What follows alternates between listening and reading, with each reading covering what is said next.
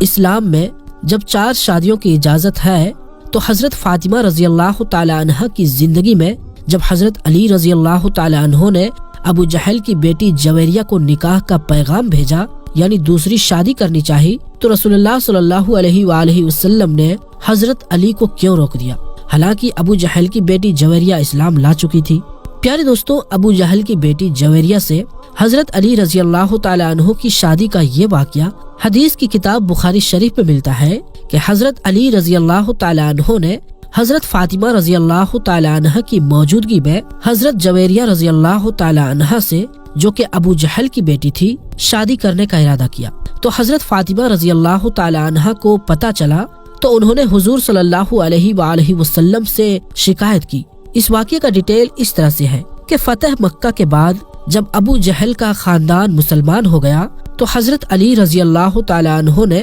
اس کی بیٹی سے، جس کا نام کسی نے جویریہ، کسی نے غورہ اور کسی نے جمیلہ بیان کیا ہے، نکاح کرنا چاہا۔ لڑکی کے خاندان والوں نے کہا کہ ہم رسول اللہ صلی اللہ علیہ وآلہ وسلم کی بیٹی پر بیٹی نہیں دیں گے جب تک آپ صلی اللہ علیہ وآلہ وسلم سے پوچھ نہ لیں۔ انہوں نے اس کا ذکر حضور صلی اللہ علیہ وآلہ وسلم سے کیا۔ ایک روایت کے روح سے خود حضرت علی رضی اللہ تعالی عنہ نے بھی اشارتاً حضور صلی اللہ علیہ وآلہ وسلم سے اجازت طلب کی، یعنی کہ اجازت مانگی تھی۔ اور بعض روایت سے معلوم ہوتا ہے کہ حضرت فاطمہ رضی اللہ تعالی عنہ نے بھی ان باتوں کا چرچا سن لیا اور جا کر اپنے والد ماجد کی خدمت میں عرض کیا کہ آپ صلی اللہ علیہ وآلہ وسلم کی قوم کے لوگ سمجھتے ہیں کہ آپ صلی اللہ علیہ وآلہ وسلم کو اپنی بیٹیوں کی پرواہ نہیں ہے۔ دیکھیے، یہ علی اب ابو جہل کی بیٹی سے شادی کرنے والے ہیں۔ اس پر حضور صلی اللہ علیہ وآلہ وسلم نے ایک خطبہ میں فرمایا،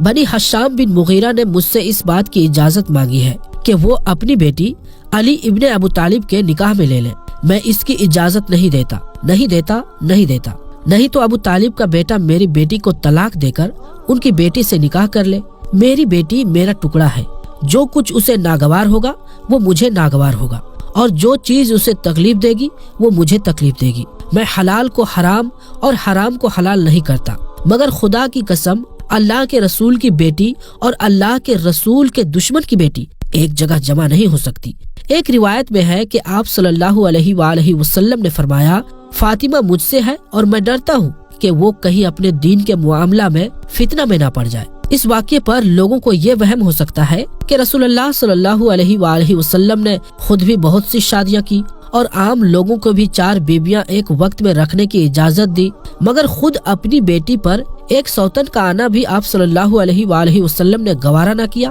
سوتن کے آنے سے جو دکھ تکلیف آپ صلی اللہ علیہ وآلہ وسلم کی بیٹی کو اور بیٹی کی خاطر خود آپ صلی اللہ علیہ وآلہ وسلم کو ہو سکتی تھی، وہی دکھ تکلیف دوسری عورتوں کو اور ان کے ماں باپ کو بھی ہو سکتی تھی۔ پھر کیا وجہ ہے کہ آپ صلی اللہ علیہ وآلہ وسلم نے اپنے حق میں تو اسے برداشت نہ کیا اور دوسروں کے حق میں اسے جائز رکھا؟ لہٰذا پیارے دوستوں، شرعاً آپ صلی اللہ علیہ وآلہ وسلم کی بیٹی پر بھی سوتن لانا آپ صلی اللہ علیہ وآلہ وسلم کے داماد کے لیے حلال تھا۔ اسی لیے حضرت علی رضی اللہ تعالی عنہ نے ایسا کرنے کا ارادہ کیا، اور اس وجہ سے حضور صلی اللہ علیہ وآلہ وسلم نے بھی یہی نہیں فرمایا کہ ان کے لیے یہ کام حرام ہے، بلکہ آپ صلی اللہ علیہ وآلہ وسلم نے خود تشریحاً فرمائی کہ میں حلال کو حرام نہیں کرتا۔ لیکن یہاں حضور صلی اللہ علیہ وآلہ وسلم کی ایک ہی شخصیت میں 2 الگ الگ حیثیتیں جمع تھی۔ ایک حیثیت میں آپ صلی اللہ علیہ وآلہ وسلم انسان تھے،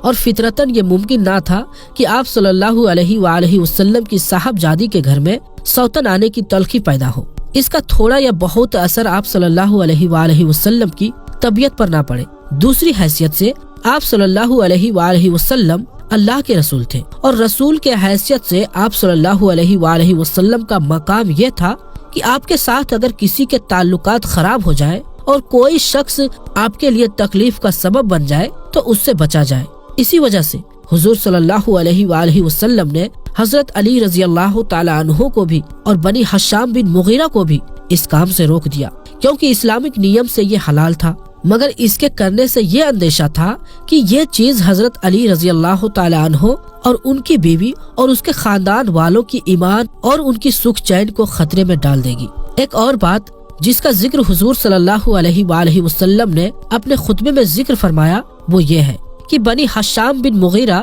اسلام اور رسول اللہ صلی اللہ علیہ وآلہ وسلم کے بدترین دشمن رہ چکے تھے اور فتح مکہ کے بعد تازہ مسلمان ہوئے تھے۔ خود اس لڑکی کے باپ ابو جہل کے متعلق تو سب کو معلوم ہے کہ حضور صلی اللہ علیہ وآلہ وسلم کے دشمنی میں وہ تمام کفار سے بازی لے گیا تھا۔ یہ بھی واقعہ ہے کہ جنگ بدر میں وہ مسلمانوں کے ہاتھوں مارا گیا اور اس کا خاندان برسوں اس کی بدلہ لینے کے لیے تڑپتا رہا۔ اب یہ لوگ اسلام قبول کر چکے تھے، لیکن یہ تحقیق ہونا باقی تھا کہ یہ قبول اسلام واقع پورے اخلاص اور سچے دل سے ہے یا محض ہار کا نتیجہ۔ اس حالت میں اس خاندان کی لڑکی اور وہ بھی خاص ابو جہل کی بیٹی کا اس گھر میں سوتن بن کر پہنچ جانا جہاں رسول اللہ صلی اللہ علیہ وآلہ وسلم کی صاحبزادی ملکہ بیت تھی، بڑے فتنوں کا سبب بن سکتا تھا۔ ان لوگوں سے دل سے محبت تو کی جا سکتی تھی اور کی بھی گئی، لیکن اسلام کے ساتھ ان کے تعلق کا حال جب تک ٹھیک معلوم نہ ہو جائے انہیں عین خاندان رسالت میں گھسا لانا اور خود رسول اکرم صلی اللہ علیہ وآلہ وسلم کی صاحبزادی کے مقابلے میں لا کھڑا کرنا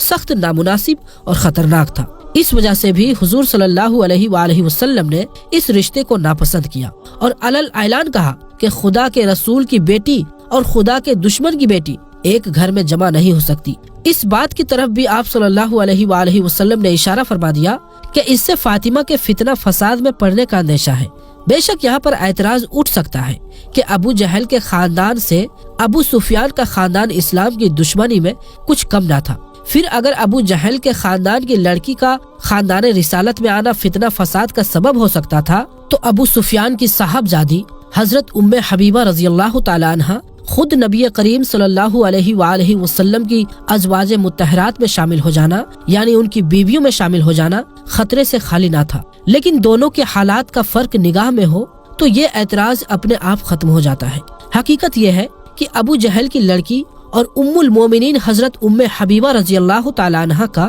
سیرے سے کوئی مقابلہ ہی نہیں ہے۔ ابو جہل کی لڑکی اور اس کے چچا اور بھائی سب کے سب فتح مکہ کے بعد ایمان لائے تھے۔ ان کے بارے میں یہ امتحان ہونا باقی تھا کہ ان کا ایمان کس حد تک وفاداری اور سچائی پر قائم ہے اور کہاں تک اس میں ہارنے کا اثر ہے۔ اسی کا الٹا حضرت ام حبیبہ رضی اللہ تعالی عنہ اس بڑے سے بڑے امتحان سے گزر کر جو اکابر صحابہ میں سے بھی کم ہی کسی کو پیش آیا تھا، اپنے کمال اخلاص اور اپنی صداقتی ایمانی کا پورا ثبوت دے چکی تھی۔ انہوں نے دین کی خاطر وہ قربانیاں دی تھی جن کا مثال مشکل ہی سے کہیں اور نظر آ سکتی ہے۔ ذرا غور کیجئے، ابو سفیان کی بیٹی ہند بنت عتبہ مشہور ہندہ جگر خوار کی لخت جگر جس کی پھوپھی وہ عورت تھی جسے قرآن مجید میں حمالۃ الحطاب کا خطاب دیا گیا تھا، جس کا نانا عتبہ بن ربیعہ آپ صلی اللہ علیہ وآلہ وسلم کا بدترین دشمن تھا۔ اس خاندان سے اور اس ماحول سے نکل کر وہ حضرت عمر رضی اللہ تعالی عنہ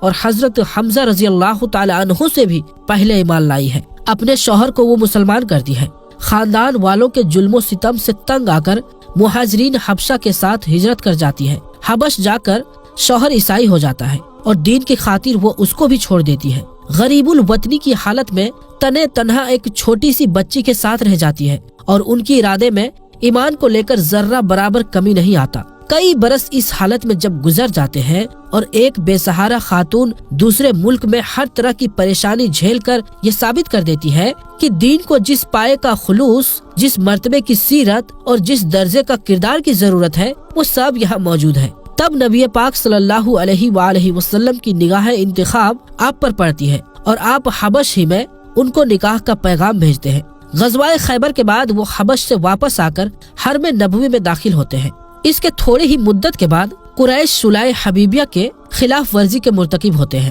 اور ان کو اندیشہ ہوتا ہے کہ نبی صلی اللہ علیہ وآلہ وسلم اب مکے پر چڑھائی کر دیں گے۔ اس موقع پر ابو سفیان صلح کی بات چیت کرنے کے لیے مدینہ آتا ہے اور اس امید پر بیٹی کے یہاں پہنچتا ہے کہ اس کے ذریعے صلح کی شرائط طے کرنے میں سہولت ہوگی۔ برسوں کی جدائی کے بعد پہلی بار باپ سے بیٹی کو ملنے کا موقع ملتا ہے، مگر جب وہ رسول اللہ صلی اللہ علیہ وآلہ وسلم کے بستر پر بیٹھنے کا ارادہ کرتا ہے تو بیٹی فوراً یہ کہہ کر بستر سے اٹھا دیتی ہے کہ رسول اللہ صلی اللہ علیہ وآلہ وسلم کے بستر پر ایک دشمن اسلام نہیں بیٹھ سکتا۔ ایسی خاتون کا خانوادہ رسالت میں داخل ہونا تو ہیرے کا ہار میں ٹھیک اپنی جگہ پا لینا تھا۔ اس سے کسی فتنے کا پیدا ہونے کا کوئی بعید ترین امکان کیا وہم بھی نہیں ہو سکتا تھا۔ البتہ اس لڑکی کا اس خاندان میں آنا ضرور فتنے کا باعث ہو سکتا تھا، جسے اور جس کے خاندان کو صرف فتح نے اسلام میں داخل کیا تھا اور اسلام میں آتے ہوئے جس کو ابھی صرف چند مہینے ہی ہوئے تھے، اس کے بارے میں یہ سوال پیدا ہو سکتا تھا